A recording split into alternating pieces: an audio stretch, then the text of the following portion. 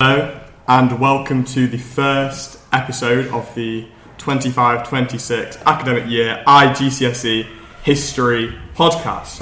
The focus for this podcast will be the First World War II topic of the IGCSE syllabus, which is how did the Second World War in Europe develop? The first question that I'm going to ask is, to what extent had Nazi Germany gained control of Europe in 1940? Yeah, so by 1940, the Germans had already taken plenty of territory. They'd taken Poland, France, Denmark, Austria, and multiple other states. This had given them a lot of power, and they'd been very successful thanks to their blitzkrieg strategy, which had quickly overrun the less modernised armies of places like Poland. This allowed them to get a lot of territory, but there were some issues in territories they occupied, with rebels and insurgents trying to resist against the German control. Yeah, so that's really good. Does anyone else have anything to say in terms of the blitzkrieg tactics that the Nazis were able to use? It often involved outflanking their opponents and getting behind enemy lines. I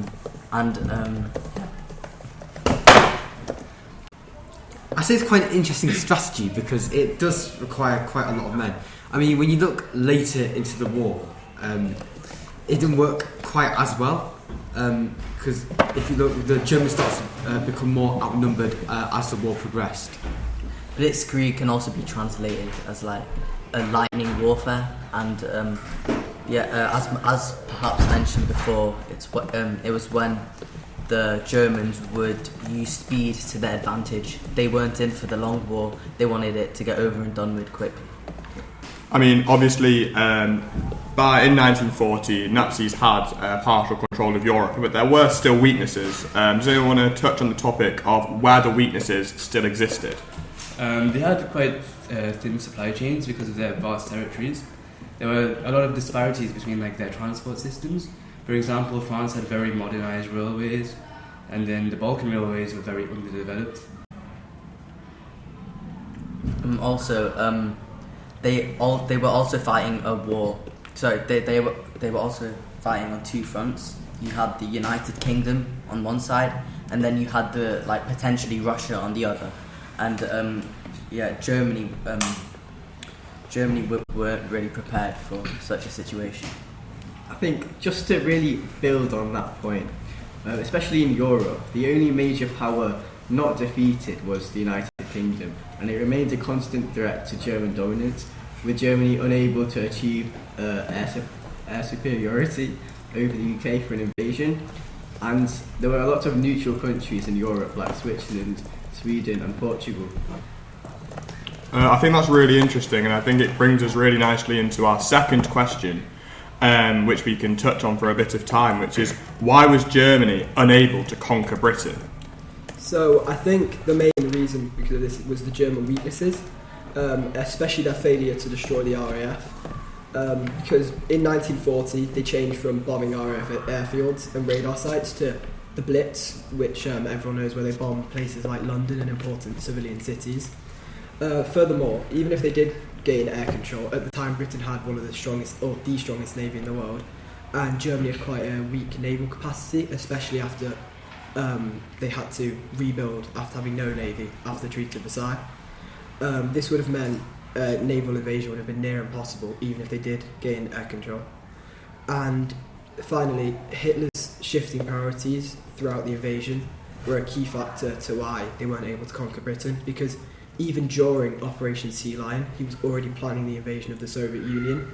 So his head wasn't really in invading Britain, and he wasn't fully committed, which is, I think, why they didn't successfully invade Britain. I think another reason why Germany didn't successfully conquer Britain is because of British's human resilience. And I think that was a key factor, because ever since Dunkirk, where the British and French were embarrassed, they showed much resilience with the help of Polish pilots, especially in the air as well as in the navy. They helped turn the tide on the Germans, shifting the naval dominance. In order for Operation Sea Lion to commence, they had to, as spoken before, win air superiority in the Battle of Britain. However, due to British resilience and the morale, which remained high. It meant that Germany couldn't ever achieve superiority, which led to them turning off their campaign of Operation Sea Lion. I think also it's also due to the RAF. I mean, if you think about it as a whole, also in 1940, obviously, especially in the Battle of Britain, they had a huge role. So obviously, as you know, the plan was for the Luftwaffe to have full control of the skies, but the RAF pilots were really highly skilled. And obviously, because of the Dowding system, of course. It was quite a sophisticated network where they had to, relay messages back and forth, but it'd get them efficient time in attacks from the Germans. So I think the Dowding system is really important, and I think it's probably one of the most important reasons as to why Germany weren't able to conquer Britain in terms of RAF superiority. So the Dowding system is the first wide area ground-based interception network in the world. At the heart of the system was radar, but it was much more complex than that. And actually, the average rates of interception in the Dowding system, from the Dowding system throughout the Battle of Britain, were around 90%, and in certain raids they reached 100%.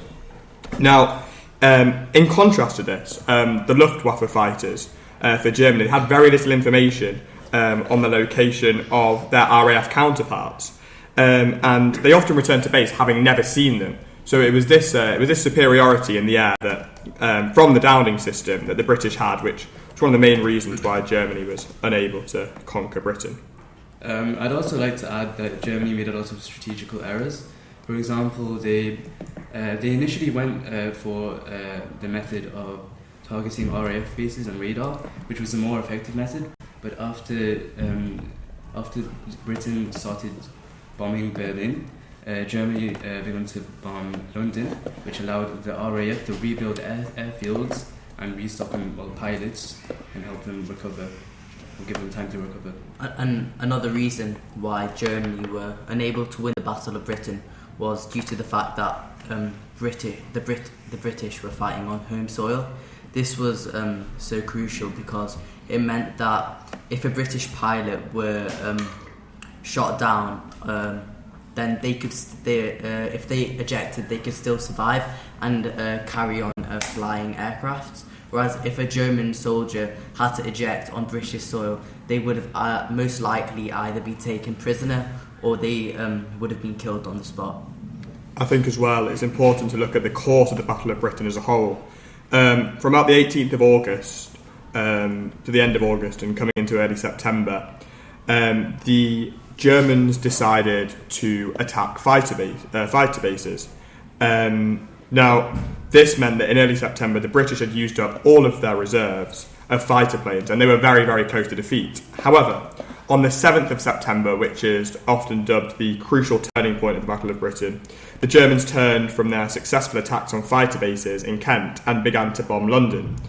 They believed that the RAF was on the verge of collapse and that attacking the morale of the British people would be the final act required to push Britain out of the war.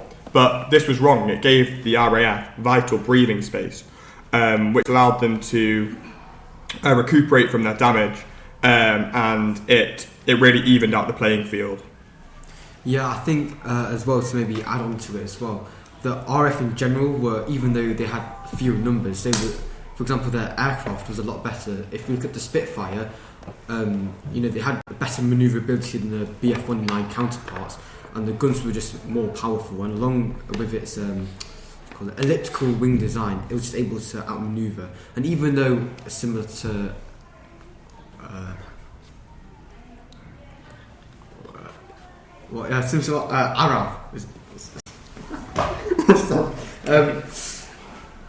Even though obviously the range is shorter for the Spitfire, it didn't really matter because we were over home soil. So, yeah.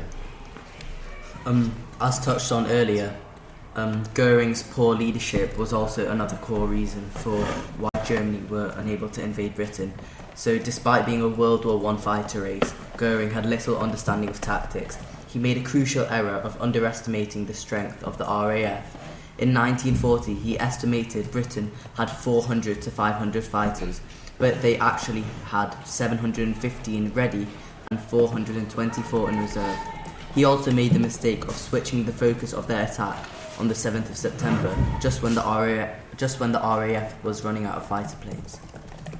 I think we also have to consider British leadership is a really important reason why Britain survived, as Winston Churchill's leadership it massively increased morale through his many speeches, and after his usage of the miracle of Dunkirk, which he used to sort of say God was on our side. It was a miracle. We managed to get our army out, and also his backing of the Air Chief Marshal Hugh, his decision to conserve fighter command and stop their planes flying back to France to chase down German bombers, which allowed them to keep more of their planes alive or standing, and allowed them to continue fighting for longer. Now, the Battle of Britain wasn't the only invasion that Hitler had planned at the time. In August of 1939, Stalin and Hitler drew up an agreement known as the Nazi-Soviet Pact. So this meant it was a period of military cooperation between Germany and the USSR, which is seen in the invasion of Poland. However, cartoonists and historians at the time always wondered how long these two would be in this sort of marital relationship for. And it's an important question to ask because Hitler did invade the Soviet Union in 1941. So my question is, why did Hitler invade the Soviet Union in 1941? I think a key reason why he did make that choice was, according to his foreign policies mentioned in Mein Kampf, he was always looking for more living space or Lebensraum for his population, and a core Nazi goal was to gain vast territories in Eastern Europe to be populated by the Germans, displacing or even enslaving the entire native Slavic populations, especially as he viewed the Soviet Union as the embodiment of communism, his ideological enemy, and sought to destroy it. Yeah, I think I completely agree with his ideas of Lebensraum and anti-communism, because Hitler saw Bolshevism as not only just he hated communism in general because he was very anti-communism, but also he saw Bolshevism as a Jewish conspiracy, and as we all know, Hitler really didn't like the Jews, and destroying the Soviet Union, it wasn't just strategic to gain control of Eastern Europe. It fit really well with the Nazi Party's sort of ideas, and it was a must for Hitler. And he also saw the invasion of Germany from the Soviet Union as inevitable, so Hitler essentially wanted to strike first before the Soviet Union started an attack. I think as well, Hitler vastly underestimated the Soviet strength, and there are a few reasons for this. As mentioned just now, his racial prejudices saw the Slavs as an inferior race to the Germans, but also Russia had fought a very brief war in the winter of 1939 to 1940 with Finland, and may have done very badly. This kind of led to Hitler believing that the Red Army could be defeated in 4 months. He very famously said, "We have only to kick in the front door and the whole rotten edifice will come tumbling down." He believed that the French military was much stronger than the Russians, and yet he had defeated France very quickly, although we know that the kind of Operation Barbarossa didn't go to plan. And I think it's also important to consider at a military point of view, because as said before, Germany was fighting a war on two fronts. So it was fighting the UK and potentially French powers, resistance powers, as well as Russia and the Soviet Union on the other side. It was a perhaps strategic act to invade the Soviet Union, as it meant that it would cripple USSR forces and allow Germany to focus on other areas in Europe. As spoken before, Russia was part of the German plan of Lebensraum, which was basically living space for their population, but also in a resourceful point of view, Russia had abundant resources which would have helped the German war effort, and therefore was also a strategic maneuver, seeing that if they get Russia, the chances of beating Britain would significantly increase. Yeah, following on from a point from before, I think it was mainly the Germans' military confidence after the quick defeat of Poland, France and the Lowlands in 1940 and 39. And like said before, Hitler and his generals assumed that the Soviet Union would collapse very quickly, and he vastly underestimated their strength, thinking their manpower laid at around 2 million, whereas the real number was much higher than that. Also, his timing was vital, because in 1941, which was just before the invasion of the Soviet Union, or early 1941, the US was moving a lot closer to the UK in terms of economic support and land lease. So he saw a two-front war as inevitable and aimed to knock out the Soviet Union as quickly as possible before that became real. I think also Hitler's ego played a key part, especially after so many successes at Dunkirk and in France and obviously in Poland. I think it's also seen that he disobeys his generals and military officers, and so it could be argued that Hitler's ego played a key part in his act of invading the Soviet Union, because by invading the Soviet Union he'd obviously gain more land and achieve his anti-communist views. So yeah, I think that played a key part as well. Going back to that idea of Lebensraum, I think a huge reason why he invaded was because Hitler wanted economic autarky, which means that Germany would be self-reliant for most of its major resources, but pre-war Germany imported roughly 60% of its oil. And a lot of this came from Russia, because the Caucasus oil fields were some of the richest oil fields in the world. So I think that was a huge reason why Hitler invaded. And also for agriculture, Ukraine was like the grain basket of Europe, and Germany struggled on food supplies at points during the war. Capturing Ukraine would have massively helped solve that issue. Thank you all so much for listening today. I feel like next time we want to tackle the issue, a pressing issue for those of you doing IGCSE history with coursework, which was, why was the Battle of Stalingrad a turning point? Thank you very much.